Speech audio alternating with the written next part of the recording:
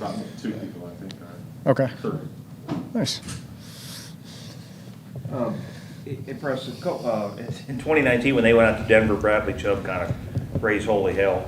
Spent a lot of time in that. And then last year, they blocked Bradley, but other guys got in there. Assuming you guys were able to block Brad, who else out there is dangerous? They've just got a really good front, to be honest with you. Across the interior of the D-line has been really solid for them. They've kind of had to mix and match some other edge pieces opposite of Chubb, with Randy Gregory going down, Browning going down, all that. You've kind of seen a lot of different guys, but it's a really good defense. It's a really, really good front. We've got our work cut out for us for sure. And looking at the film, how good are they actually playing, given the fact that the offense isn't necessarily helping them out? They're having to stay on the field a long time, and certainly, when you watch it from our side, we don't see any of the offense. Obviously, we're just focused on that. So I couldn't tell you how the flow of games go all the time. We kind of get that in our report from our scouting department and all that. But the defense has been stout. As far as you can tell, there's not a lot of red zone snaps. You got to go look. People aren't getting down there on them. So we've kind of had to dig around to make sure we have knowledge of what's going on down there a little bit, just because through 7 games, nobody's really down there. There's only a handful of snaps in certain areas. So you look at that. They've done a great job putting people behind the sticks early, and then kind of letting this pass rush eat a little bit, and they've done a good job. Trevor. Go ahead. Good. No, you go. Trevor said yesterday that the main thing that's different this week is you have to get your preparation done earlier. Just from your perspective, how different is this week compared to like a regular game week in the States? Yeah, it's just really from this point on, when practice ends today, it's kind of your Thursdays thrown off to your Friday mornings thrown off a little bit, just in the rhythm of how you do things. Obviously it's always easier sitting in your office, knowing where everything is, being able to get to all points of film at any point in time. So that's a little bit more of a challenge. But I think from our standpoint as coaches, we've kind of chipped away at the Thursday night, your normal Thursday night process. We've kind of chipped away at that through the last 3 nights. You pile on, you show up a little earlier, stay a little later, whatever it is, to try to make sure you get all that done, you're comfortable, you're prepared as you go into this thing, just like you normally would feel. I know your responsibility is more focused on the other team's defense, but you can speak to, when you see what's happened with Russell Wilson, obviously things are different right now, right? He's not putting up the numbers he was in Seattle, and it could be a multitude of things. Could you talk a little bit about and you can speak to this with Trevor too, when a quarterback goes into, a system where the coaches are new, everything's new, is that a little bit harder of a transition than people think, that instead of just, the guy's going to be the same guy he always was? Yeah, I believe so. I think it's anytime there's change. I remember talking to Sam Bradford when we brought Sam in from, Sam had come from the Rams at the time. And we brought Sam in. Sam talked about just his daily process. I don't know the best way to drive to work. I don't know how to walk around and find the training room. There's those little pieces that you're just uncomfortable. You get settled in, all that type of stuff. Then you're learning a new offense. And so I think, especially as somebody that's probably played a long time in this league and is familiar in the same type of system, there's always that there's probably a little bit of hesitation of, I know what's going on. I know what I want to get to. What's that called? Can I do that? Can they do that? The receivers, can they handle that? So there's probably always a little bit of that. And that's kind of the growth you see as people play years and years in the same offense. You see that week to week with Trevor.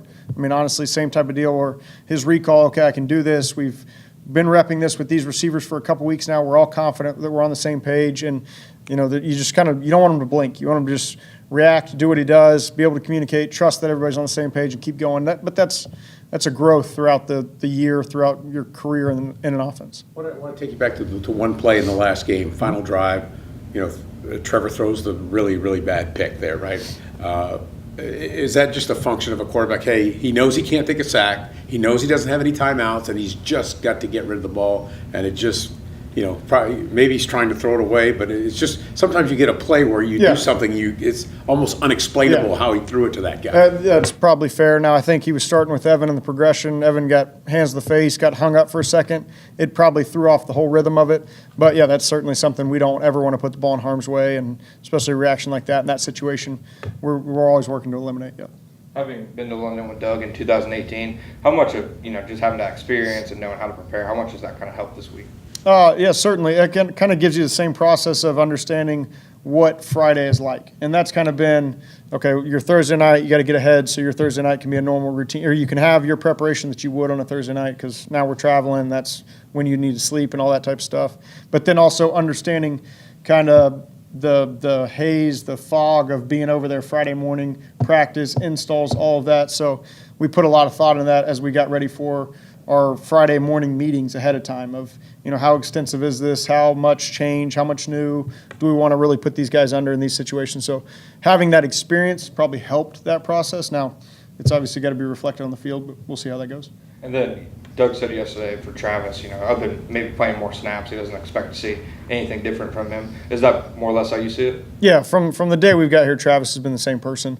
Wouldn't expect anything to change with the way he approaches his work, the way he plays in game, all of that. And then what Hayes did, what he's been able to do, and his carries the last couple of weeks. What kind of confidence has he kind of inspired in you guys? I think he's earned the trust of a lot of guys, coaches, players, everything. Just it's tough. He comes here the first week of the season. He has no clue what's going on. He doesn't know why we call things what we call. He's just learning a couple plays that he might be responsible for, and then trying to kind of piece things together each week. So now as you go into week 8, he's had 2 months of hearing it over and over and over, asking questions, getting answers, seeing it on the field, working through the footwork. So our confidence in him has grown. I think his confidence in his own understanding of the system has probably grown. How much of an impact player is Pat Surtain II?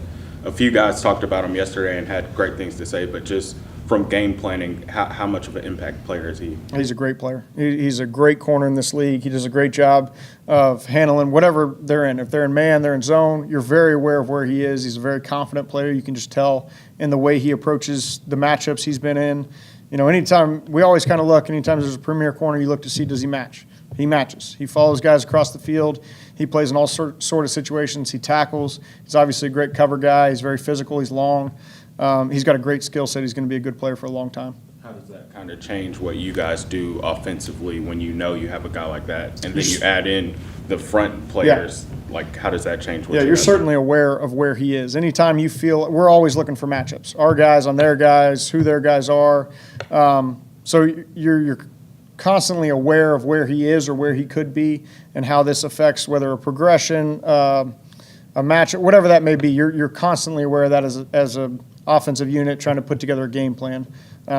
You always want to be aware of who the premier players are and where they are. Who's getting the on the short yardage situations where James might get the snaps? Does that fall to Snoop at all, or is there any part of the playbook that's kind of closed off to Jamichael, or certainly. Can he do all those plays? Yeah, we think all our backs can accomplish all those things. Really, anybody in any given situation. We kind of have the versatility from our skill guys being able to do a lot of different things. And I think you saw even nobody anticipated the Indianapolis short yardage play, Jamichael taking 60 yards. We needed a yard, and we were trying to emphasize that with him. We were confident that he was a guy that could go get a yard in that particular play, and he turns it into a 60-yarder. So that was a short yardage situation. We put him on it. He did a great job executing it. Everybody did across the board. So we're very confident that all our backs could be in those situations. Anything else? Thanks, buddy. Cool. Thanks. Appreciate it. Thanks, guys. Landon and Russell Wilson will be there. When he is himself, when he is Russell Wilson, what's always been the most difficult thing about defending him?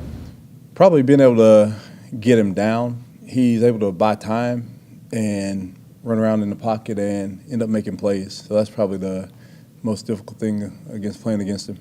And does the doubt on whether he's going to play or how much he's going to play, does that put more work on you guys and maybe trying to look at some film of ripping the backup?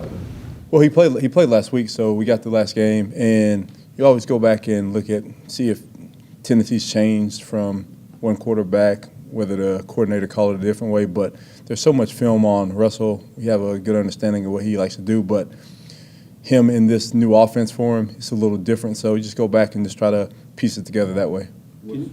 Go ahead. With Shaq going on IR, just how much does that change what you guys want to do defensively? And we're assuming that Trey is the one that's going to be stepping up. It really doesn't change a bunch because we have confidence in all our guys back there. And, Trey played well last week. And just an opportunity for guys to step up. Shaq's a loss, and he'll be around, and hopefully he's speedy recovery. But it's now an opportunity for the next guy to get up. Is there any thought at all of possibly moving Darius outside now? He played that position in Los Angeles. Has there any thought been put to that? You always try to look at matchups and see what would work best, but right now we're able to.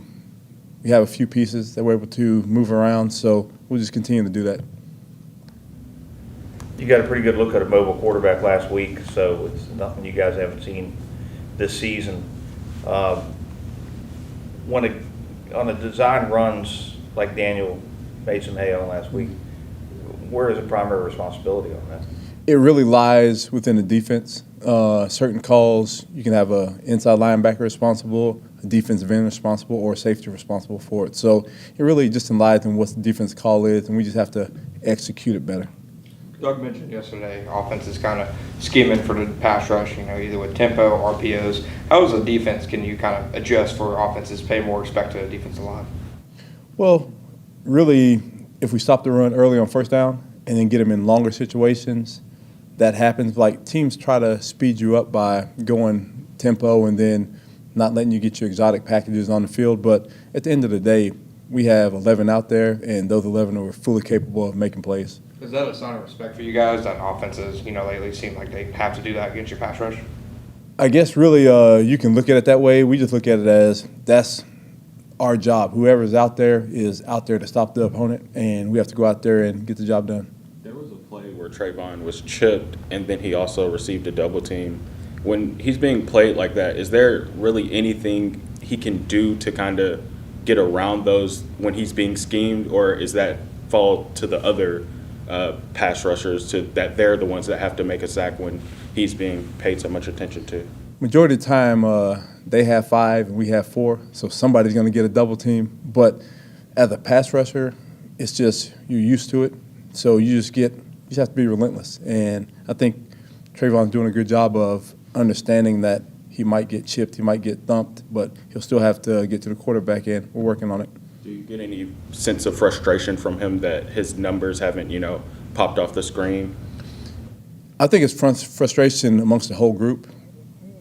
We got to the quarterback early on in the season, and we haven't been getting to the quarterback now, but we just have to understand that it'll come. Just continue to trust what you're doing, go out to practice every day and work on your craft, and the pressure will come. To you as a coach, is there kind of a correlation between, early in the season you guys got to the quarterback a lot and forced a lot of turnovers, and now not getting to him as much, there hasn't been as many turnovers? Does that kind of go hand in hand? I think we always talk about they come in bunches, but for us, we focus on it weekly. We drill it, and we just have to continue to drill it and continue to go to work and put the work in, results come. How difficult is it to game plan for a guy like Jerry Jeudy and all of the different things he can do? The way receivers are in this game, every team's going to have a guy, and he's just a guy. And so we just have to understand that he has a skill set, and we understand that skill set. Just take a look at his route paths, his route tree, and just understand that we have our work cut out for us, but we have our techniques, trust our technique, go out there and play. Good. Cool. Yeah. Cool. Appreciate it, Mike. Thank you. Still not watching any basketball yet?